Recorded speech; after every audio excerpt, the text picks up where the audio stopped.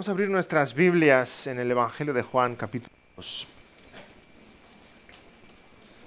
Y tendremos una lectura en los 11 primeros versículos. Empezamos hoy una nueva serie de sermones que vamos a titular Un encuentro con Jesús. Basándonos en el Evangelio de Juan, vamos a ir viendo toda una serie de encuentros personales con el Señor Jesucristo. Sabemos que el Señor Jesucristo tuvo un ministerio público, evidentemente, predicó a las multitudes.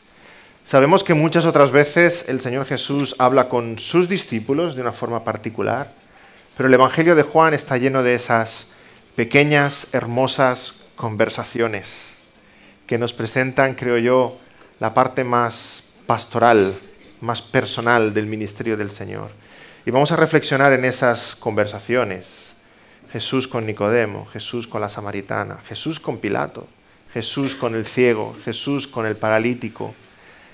Y como todos estos hombres y mujeres tuvieron un encuentro con el Señor Jesucristo y hablaron con Él cara a cara, cada uno de nosotros necesitamos de un encuentro con el Señor Jesucristo.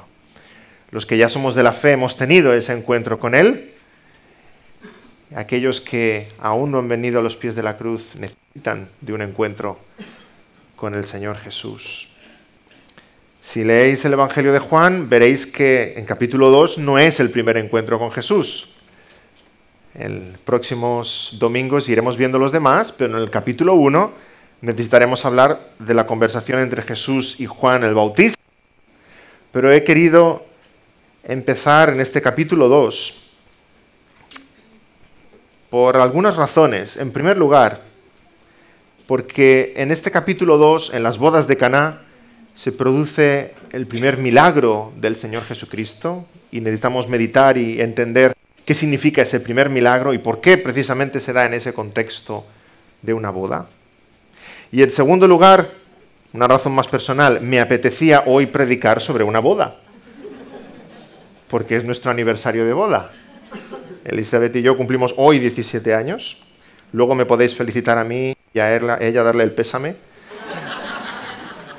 O felicitarla también por su paciencia después de 17 años.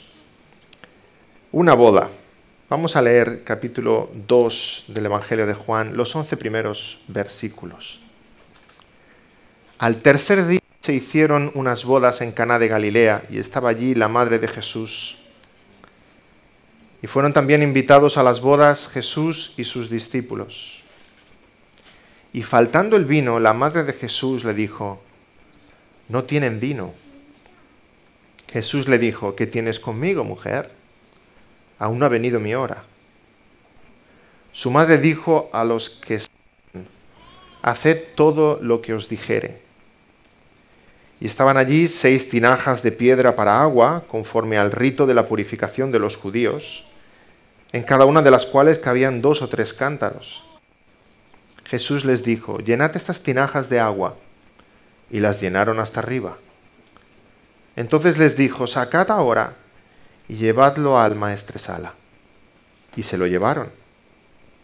Cuando el maestresala probó el agua hecha vino, sin saber él de dónde era, aunque lo sabían los sirvientes que habían sacado el agua, llamó al esposo y le dijo: «Todo hombre sirve primero el buen vino y cuando ya han bebido mucho, entonces el inferior. Pero tú has reservado el buen vino hasta ahora». Este principio de señales hizo Jesús en Caná de Galilea y manifestó su gloria y sus discípulos creyeron en él. Vamos a orar. Señor, te pedimos en esta mañana una vez más tu dirección, que tú a través de tu palabra quieras tocar nuestros corazones. Queremos maravillarnos más de la grandeza del Señor Jesucristo, de tu poder, de tu bondad, de tu sabiduría. Queremos, Señor, en estas páginas, en Juan capítulo 2, encontrarnos nosotros también con Cristo Jesús. Señor, necesitamos cada uno de nosotros de este encuentro para que tú seas nuestro Señor. Te rogamos que así sea y tú muevas nuestros corazones. En el nombre del Señor Jesús. Amén. Amén. Unas bodas en Caná de Galilea. Recuerdo mi boda como si fuera ayer. Muchos de vosotros también podéis decir lo mismo. Recuerdo mi boda como si fuera ayer. Un día de fiesta, un día de gozo, un día de risa, un día de música, de celebración. Aquí nos encontramos una fiesta, pero esta fiesta está a punto de truncarse. Se acaba el vino. Una fiesta en un pequeño pueblo llamado Caná de Galilea, no lejos de Nazaret. Estamos en la tierra donde Jesús creció. Es muy probable que en esta boda en Caná los que se estaban casando fueran familiares o fueran amigos del Señor Jesucristo. Y hay varios detalles que allí lo muestran de algún modo. En un momento veremos ese rol que María jugaba en esa celebración. Vemos que Jesús es invitado, que los discípulos también son invitados a esa fiesta. Y cuando se celebraban las bodas, duraban días, aproximadamente una semana, en casa de la novia. Recordamos la parábola de las 10 vírgenes, como las amigas de la novia están esperando al esposo. El esposo recoge el séquito y van a casa de la novia a celebrar las bodas. Y la comida, como no, es parte importante de la celebración. Debía haber manjares, debía haber carne, debía haber frutas, debía haber vino, por supuesto. En aquel tiempo, cuando se hacía una fiesta y durante tantos días, si se acababa la comida o se acababa el vino, era un gran desastre. No podían hacer como nosotros, ¿verdad? Que cuando tenemos invitados en casa y no llega la comida, pues bajamos a la esquina a buscar un pollo al asto o llamamos al pizzero y en 20 minutos llega el pizzero con provisiones. No era así en aquel tiempo. Y cuando había mucha gente en algo tan importante como una boda, si se acababa la comida o se acababa el vino, la fiesta estaba a punto de arruinarse. Era un problema serio el que tenían entre manos. Podía suponer incluso una vergüenza para los vecinos, para los amigos que se cruzaban contigo y decían: mira, fulanito, ¿te acuerdas que en su boda se acabó el vino? ¡Fua! Vaya desastre. Y no recuerdan nada más de la boda, ¿verdad? Madre mía, 2 días y se acabó el vino. Vaya, qué poca previsión, que no querías que tu boda se recordara por algo así. Una boda, repito, debía ser celebración, risa, fiesta, gozo, baile, buena compañía, estupendas conversaciones. Y debía tener ese impacto en la memoria de todos los que asistían, recordar esa fiesta. ¿Cuántas veces la palabra de Dios nos compara el gozo de los cielos con un banquete de bodas? Las bodas del Cordero, las bodas del Cordero. Gran celebración. Y en medio de todo esto, nos podemos hacer una pregunta muy sencilla, pero tal vez necesitamos hacerla. ¿Qué hace Jesús aquí? ¿Qué hace Jesús, un hombre tan espiritual, en un contexto tan terrenal como una boda? ¿No se supone que Jesús debe estar en Getsemaní orando? ¿O debe estar sanando a los leprosos? ¿Qué hace Jesús en una boda? En algo tan, entendedme y entre comillas, tan mundano, no en el sentido de pecador, sino en el sentido de terrenal, algo tan terrenal como es una boda. Porque no hay nada más terrenal que una boda, ¿verdad? ¿Qué es lo que uno está expresando en una boda? Leemos en Lucas 17, 27, cuando se nos describe el mundo, la situación, la cultura, la sociedad, antes de que llegara el juicio del diluvio, y Lucas en este pasaje está describiendo lo que era una vida normal, cotidiana. Dice Lucas 17, 27, que las gentes de aquel tiempo comían y bebían, se casaban y se daban en casamiento. ¿Qué hay más normal, típico que una boda? Primera de Corintios 7, versículos 32 y 33, Pablo escribe lo siguiente: el soltero tiene cuidado de las cosas del Señor, de cómo agradar al Señor, pero el casado tiene cuidado de las cosas del mundo y de cómo agradar a su mujer. ¿Me seguís? No hay nada más terrenal que una boda. ¿Qué es lo que uno está expresando en una boda? Está expresando que quiere hacer feliz a su esposa, que quiere formar un hogar, que quiere tener hijos, que quiere dedicar su tiempo y sus fuerzas en criarlos, en educarlos, en administrar una casa, en velar por una familia.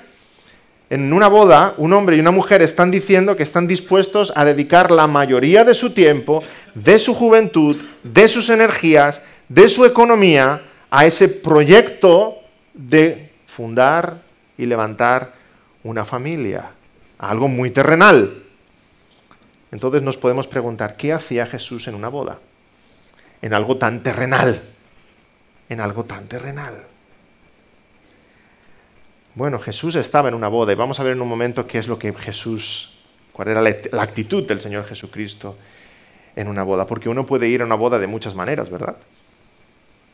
Al menos se me ocurren tres actitudes diferentes en una boda. La primera la podemos llamar la actitud carnal. Y esta es muy conocida por todos, así que casi me podría incluso ahorrar la descripción. Es el que va a una boda a ponerse las botas. A ponerse las botas. Deja el espíritu en casa y a la boda va solo el cuerpo. ¡Wow! ¡Qué festín! Come mucho más de lo que su estómago soporta, aunque tenga que desabrocharse el cinturón.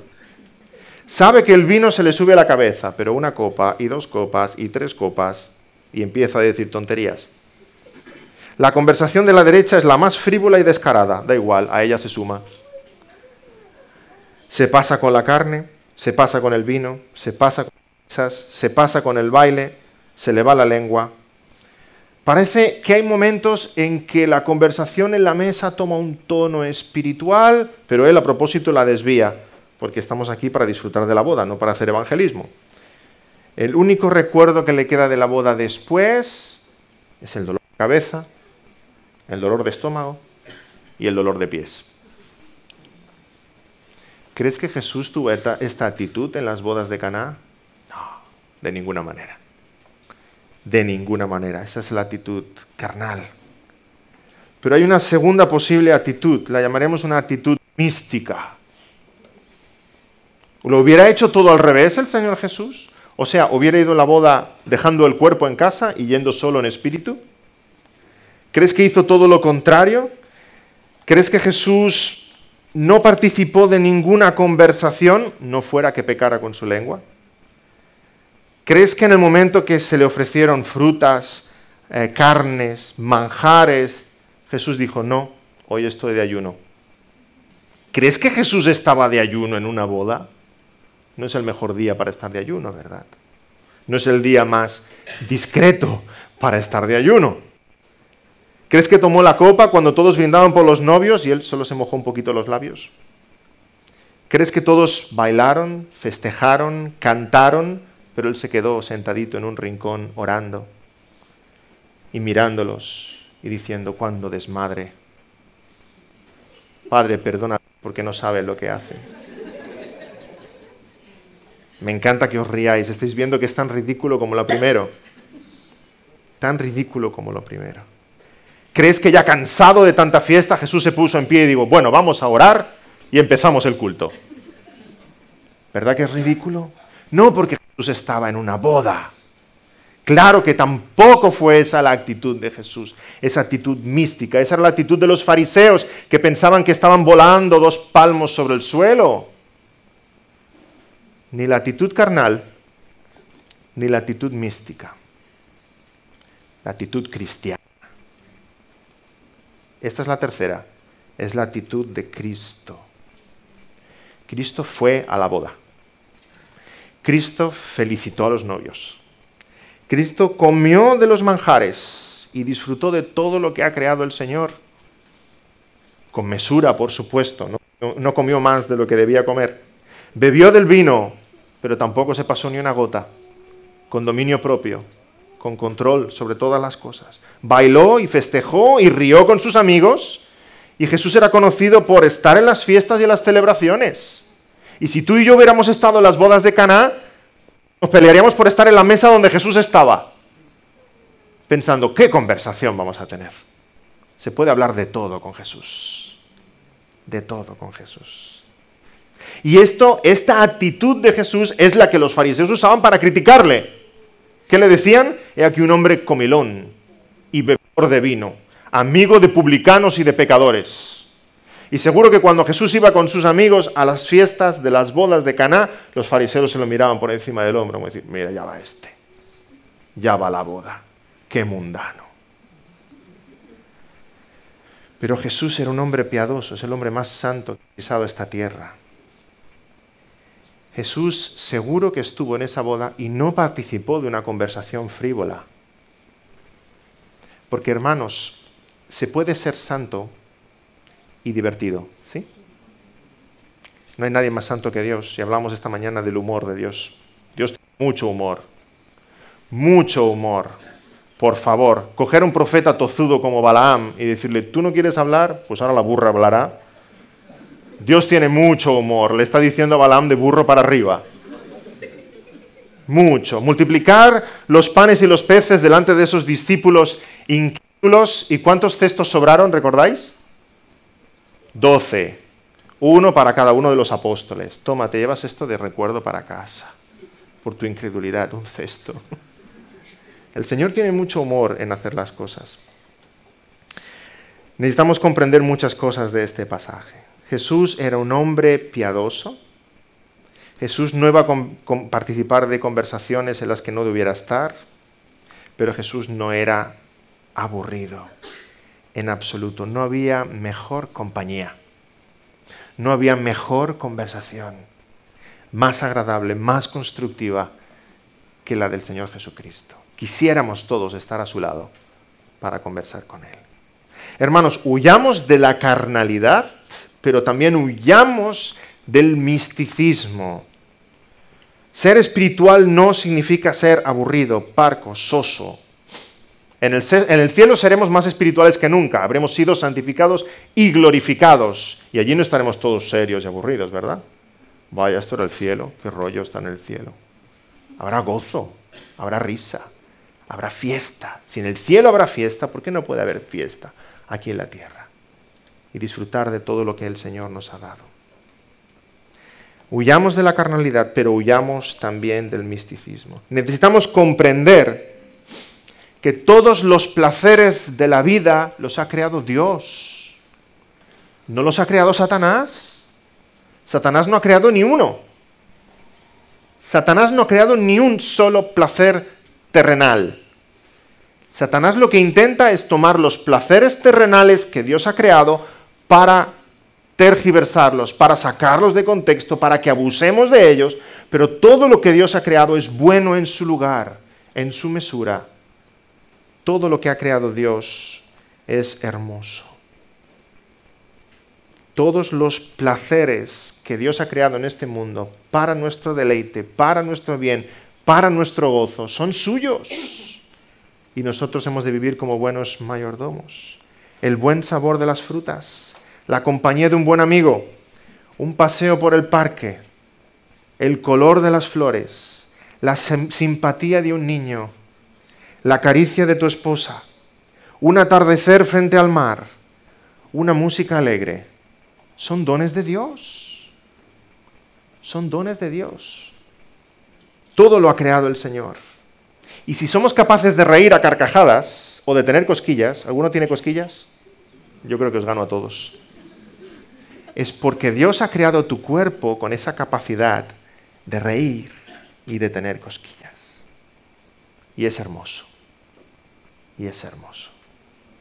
Jesús estaba en un banquete, en una fiesta de bodas, porque Él estaba alegre de celebrar las bodas de aquellos amigos. Contento. Y el diablo nos quiere, de nuevo, llevar a los dos extremos. Por un lado, a la carnalidad, a disfrutar de los placeres fuera de lugar, fuera de los límites que el Señor ha diseñado, y por otro lado, al misticismo, de no disfrutar de ninguno de los placeres que Dios ha creado. Pero ese es el engaño de la serpiente desde el huerto del Edén, ¿os dais cuenta? La mentira Eva, ¿sí? Con que Dios os ha dicho que de este no comáis, sí, este sí podéis comer. Ah, Dios ha dicho que no comáis de todos los demás. Es todo exactamente al revés. Le está intentando presentar Dios Satanás está presentándole a Eva como si Dios fuera un grandísimo aguafiestas. Dios os ha dicho que no comáis de ninguno de los frutos del huerto, ¿verdad? Qué malo es Dios. Los crea, los pone ahí delante y os dice que no lo toquéis. Qué malo es Dios. Al contrario, de todo podían comer Adán y Eva, salvo de aquel árbol, el árbol prohibido. Así que el diablo va a intentar destruirnos, tanto por el medio de abusos de los placeres que Dios ha creado, como por medio del desuso de los placeres que Dios ha creado. Pero hay una tercera opción, una actitud cristiana, una actitud redimida, si me permitís, una actitud reformada, porque la Reforma Protestante devolvió esta actitud bíblica delante de la vida, huyendo de ese misticismo del catolicismo romano, que es más una mentalidad griega que bíblica, que había una marcada separación entre lo espiritual y lo mundano, entre lo religioso y lo pagano. Y cuando llega la Reforma, recuerda que todo lo que hacemos es espiritual. Todo lo que hacemos es espiritual, porque todo lo hacemos como mayordomos de Dios, bajo la mirada de Dios y para la gloria de Dios. Tu matrimonio, tu trabajo, la crianza de los hijos, las finanzas, el tiempo libre, el descanso, el comer, el beber. ¿O no lo dice también el apóstol Pablo en 1 Corintios 10? Ya sea que comamos o bebamos o hagamos cualquier otra cosa, hagámoslo todo para la gloria de Dios. Entonces no hay vida espiritual y vida mundana, sino que en la actitud del cristiano todo es espiritual y podemos disfrutar de todo lo que Dios ha creado en este mundo con responsabilidad delante de Él, porque Él lo ha creado para nosotros. El cristiano es aquel que es capaz de disfrutar de todo lo que Dios le ha dado con responsabilidad, con dominio propio, con inteligencia espiritual, sabiendo dónde están los límites, sabiendo dónde están sus debilidades y reconociendo que el mundo no es del diablo, el mundo es de nuestro Dios. Es Él que ha creado todas las cosas. Hermanos, disfrutemos de las cosas hermosas de esta vida. Recordemos que Jesús fue a una fiesta y Él no convirtió el vino en agua. Repito, Jesús fue a una boda y Él no convirtió el vino en agua. Ale, ahí tenéis. Él convirtió el agua en vino. Él convirtió el agua en vino. Y tenía el mismo poder para convertir el vino en agua. Y no lo hizo. Para nuestro gozo, para nuestro deleite. La fiesta continuó. La boda continuó. En medio de la fiesta, repito, había un gran problema. Se acaba el vino. Como decía antes, creo que María tenía aquí un papel principal en esta boda. No sé si era la coordinadora de la boda o algo parecido. Algunos detalles nos hacen pensar así. Fijémonos en el versículo 1, dice que allí estaba la madre de Jesús. O sea, María ya estaba en Caná, antes de que Jesús fuera para allá. Luego en el versículo 3, María enseguida sabe que se ha acabado el vino. Se lo comunican a ella. En el versículo 5, María da órdenes a los siervos. María tiene un rol principal en esta boda. Por eso digo que probablemente es la boda de unos familiares, de unos amigos, y María está ocupando este rol en este lugar. María está inquieta por ese problema. Es un serio problema. Y faltando el vino, la madre de Jesús le dijo, no tienen vino. No tienen. De nuevo, como en tantos otros pasajes en los evangelios, José no está presente. Podemos entender fácilmente que María ha enviudado y Jesús tiene una responsabilidad respecto a su madre, como hermano mayor en la casa. Así que cuando María tiene esta dificultad, acude a Jesús. Y María acude a Jesús con discreción. Vemos que va a Él. María no se pone en pie en medio de la boda y dice, ¡se ha acabado el vino! Va a Jesús. Casi que puedo escuchar el susurro de María. Jesús, que se ha acabado el vino. Que se ha acabado el vino. Qué importante la discreción. Qué importante la discreción. Busca una solución hablando con su hijo. Y la respuesta de Jesús es un poco extraña, ¿verdad? ¿Se habéis parado a pensar? Jesús le dice, ¿qué tienes conmigo, mujer? No es una forma de contestarle a una madre. ¿Qué tienes conmigo, mujer? Es una respuesta rara, pero es una respuesta muy educada. Literalmente también lo podríamos traducir como, ¿de qué nos conocemos, señora? ¿O en qué puedo ayudarla? Repito, es una respuesta rara, no es la respuesta de un hijo hacia una madre. María se acerca a Jesús, su hijo, buscando ayuda. María no está buscando un milagro. Recordemos que este es el primer milagro de Jesús. Jesús no ha hecho milagros. María no va a Jesús y le dice, mira, sé que tú tienes poder como para convertir el agua en vino. Eso es inimaginable para María. Se acerca a su hijo, Jesús, y se encuentra con el Mesías. Jesús le está respondiendo como el Hijo de Dios. ¿Qué tiene usted conmigo, señora? Aún no ha llegado mi hora. Aún no ha llegado la hora de manifestarme. Aún no ha llegado mi hora de ministerio público. De hecho, este es el primer milagro, pero no es público. Solo María y los siervos se enteran de lo que ha pasado. Continúa. Nadie más sabe qué es lo que ha sucedido. Jesús no le responde a María como su hijo, le responde a María como el Mesías. Y le dice, aún no ha venido mi hora. ¿Por qué has venido a mí? Aquí llega este primer milagro. Si hiciéramos de este pasaje una interpretación mariana, como hace el catolicismo, diríamos que es necesario acudir a María para poder acudir a Jesús, ¿verdad? Pero si realmente hacemos caso a María, en sus palabras, en este pasaje, ¿qué es lo que nos dice? Haced todo lo que Él os mande. Vayamos al Señor Jesucristo, porque hay un solo mediador entre Dios y los hombres, Jesucristo, hombre. Yendo a Cristo tenemos acceso directamente a Dios. María misma dice en Lucas capítulo 1, el Magnificat, engrandece mi alma al Señor y mi espíritu se regocija en Dios mi Salvador. Vemos aquí una hermana en la fe necesitada de un redentor como tú y como yo. Llama al Señor mi Salvador porque ha mirado la bajeza de su sierva. Pues he aquí, desde ahora me dirán bienaventurada todas las generaciones. María es un ejemplo para nosotros de lo que hemos de hacer. Acudir a Cristo. Acudir a Cristo. A todas horas. En todo momento. Y entonces está a punto de suceder el milagro, que va a tener un gran impacto sobre María, pero va a tener un gran impacto también sobre estos siervos que están atendiendo la boda. Los siervos se acercan a Jesús y Jesús les da una instrucción, que llenen esas 6 grandes tinajas de piedra. 6 tinajas que tenían allí para las celebraciones del lavamiento, celebraciones del rito judío, de purificación. En cada tinaja habían unos 2 o 3 cántaros de capacidad, o sea que estamos hablando de entre 80 y 120 litros de agua en cada tinaja. Pero eran 6 tinajas. Al final acabaron poniendo allí entre 500 y 700 litros de agua.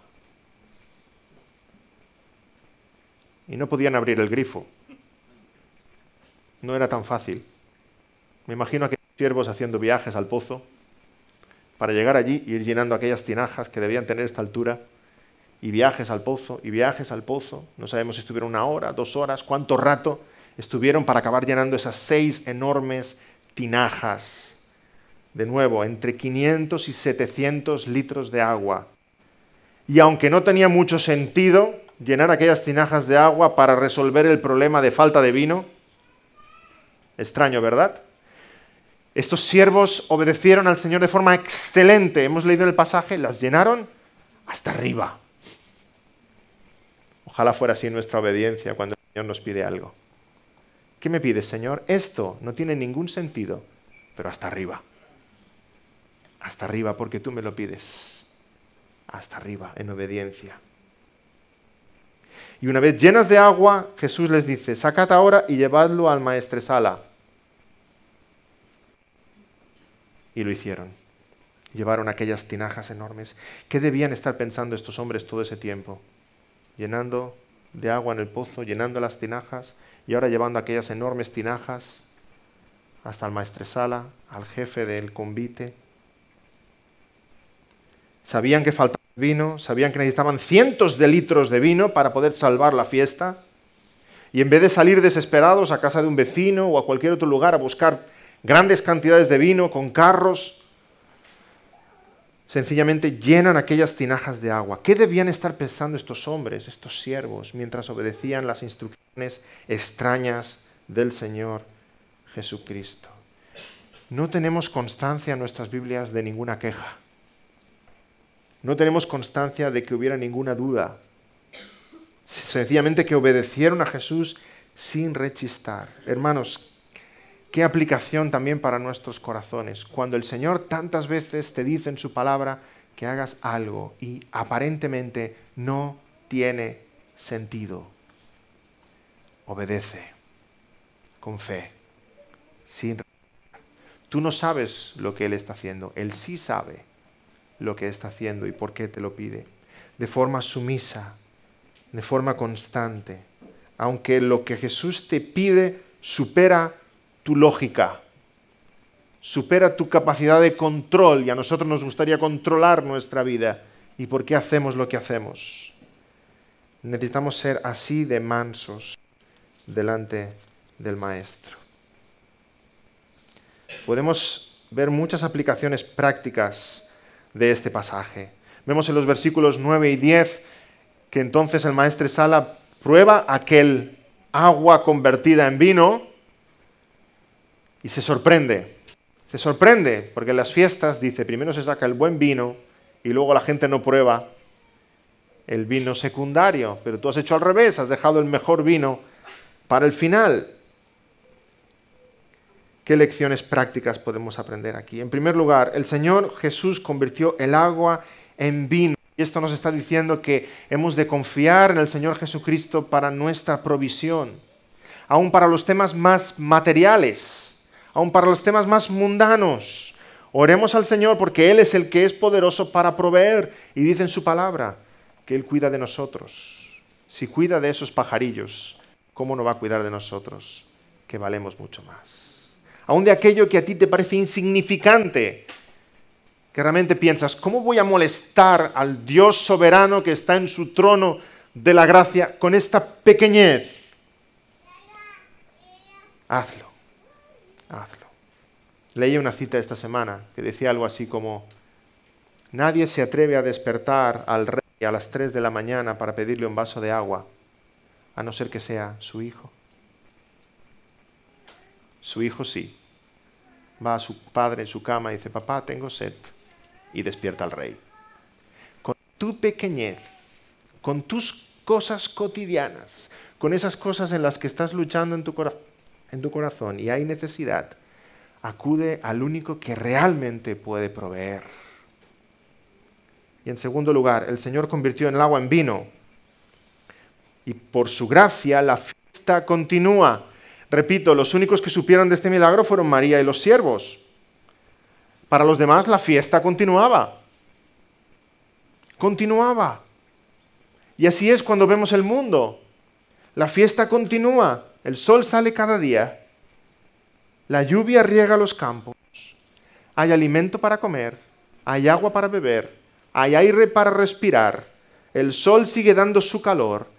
Y nadie se da cuenta de que es Cristo el que sustenta todas las cosas para que nuestra fiesta en este mundo pueda continuar. Los demás continúan disfrutando de la vida sin gratitud hacia el Señor. Nosotros, sus siervos, que sabemos que es Él el que provee y que hace el milagro de que cada día salga el sol, nosotros le damos gracias. Nosotros le alabamos por su poder, por sus proezas. Pero hay lecciones espirituales tremendas también en este pasaje que debemos aprender. En primer lugar, reconozcamos que los deleites de este mundo son temporales. El vino se acaba. el vino se acaba y la fiesta cesa. Y esa es la experiencia en este mundo, ¿verdad?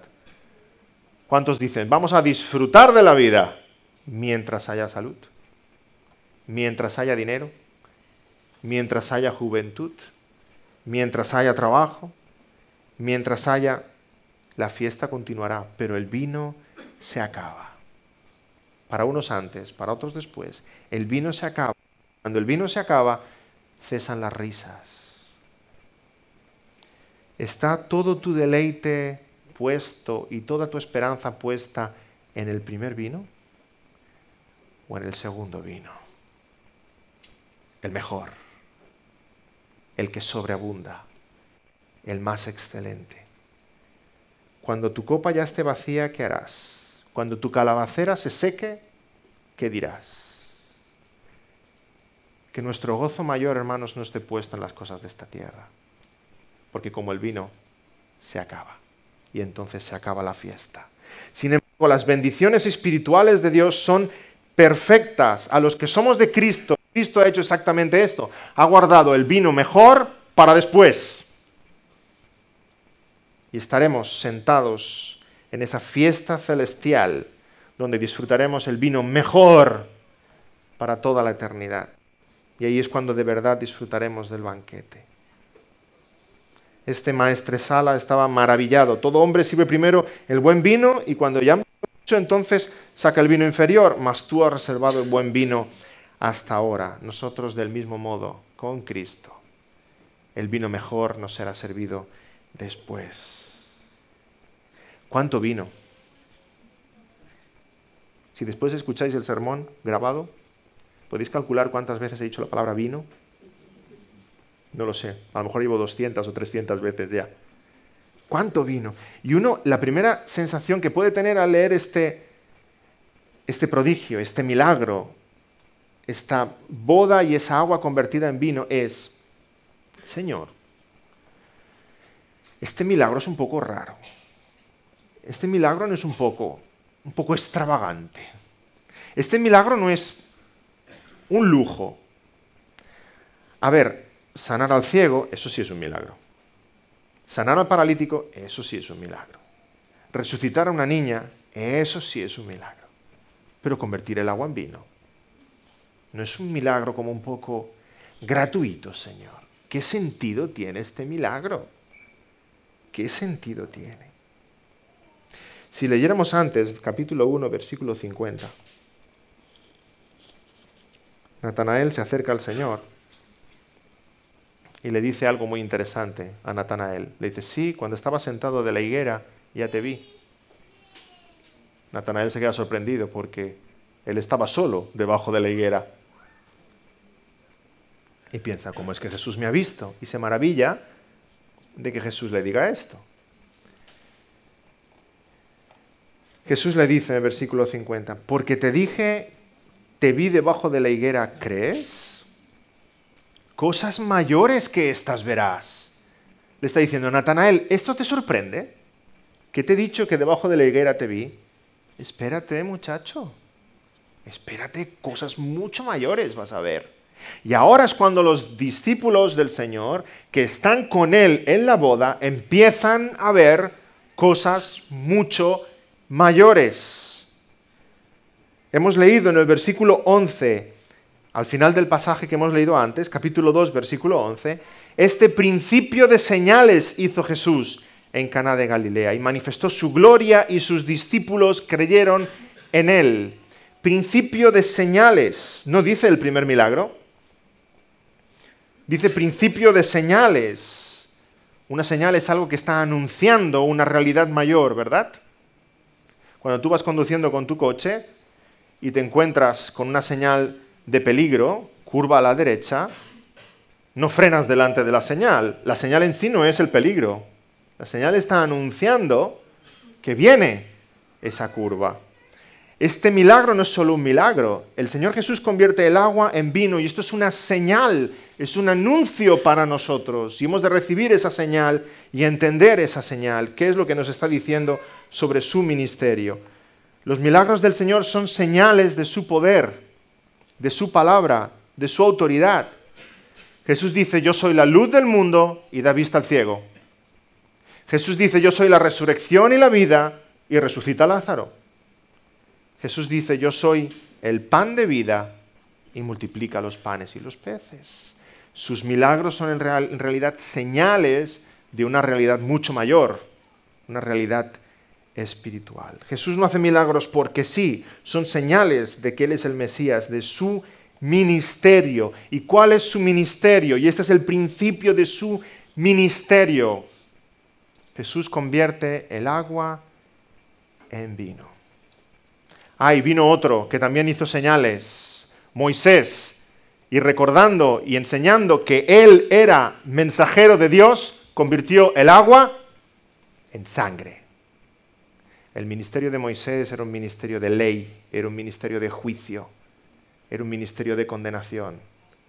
Convirtió el agua en sangre. Pero ahora llega el nuevo Moisés, Cristo Jesús, el que trae un ministerio de gozo, un ministerio de fiesta, un ministerio de gracia, un ministerio de perdón y convierte el agua en vino, anunciando el gran gozo, la gran fiesta que los suyos tendremos en la ciudad celestial.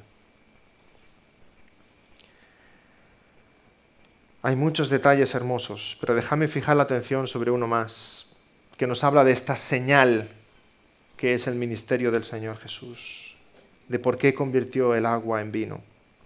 En el versículo 1 de este capítulo 2, se nos puede haber pasado por alto un detalle.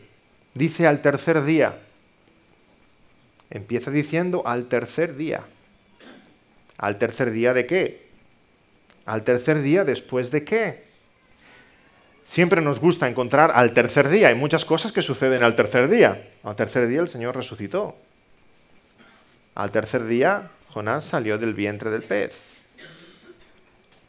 Pero para encontrar respuesta a esto os invito a girar una página, ir a Juan capítulo 1, versículo 1.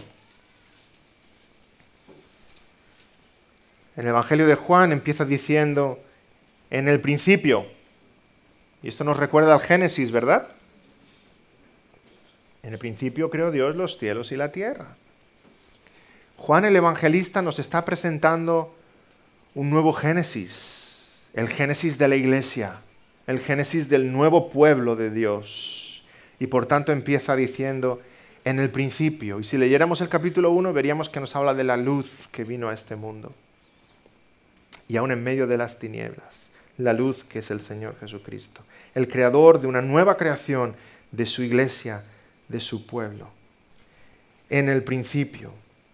Y entonces vemos el ministerio de Juan el Bautista.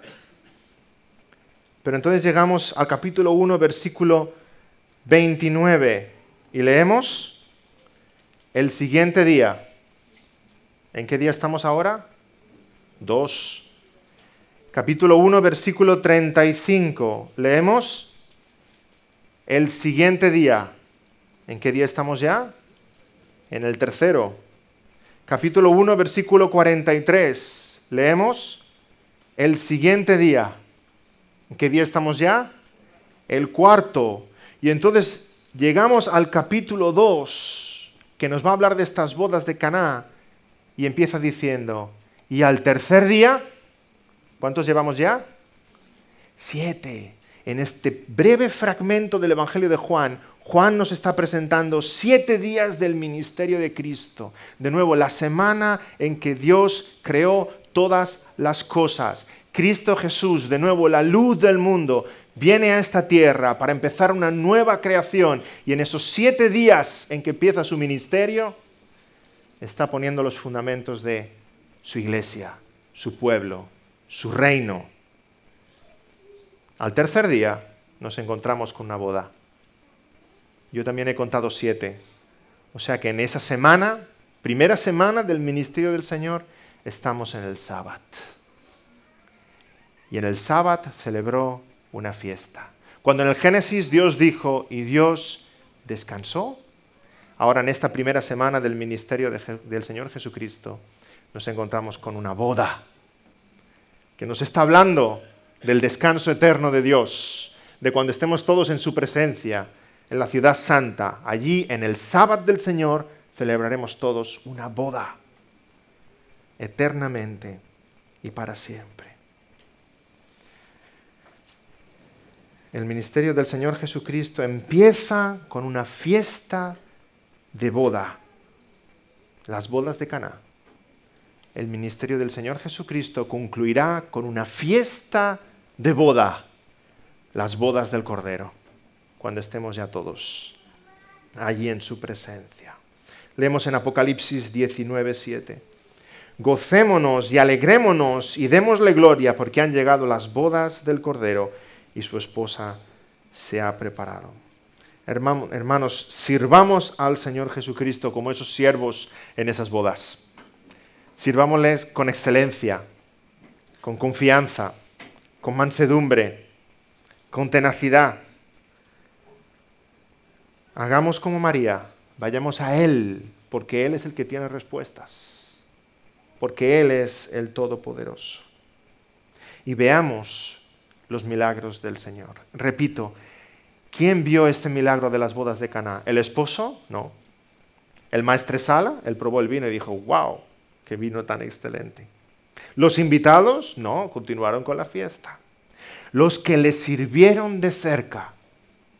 Los que le sirvieron de cerca fueron los que se maravillaron de ver qué es lo que Jesús había hecho. Del mismo modo, estemos cerca del Señor para maravillarnos de todo lo que Él es capaz de hacer. Por su gracia. Lo sabían los sirvientes, versículo 9, que habían sacado el agua.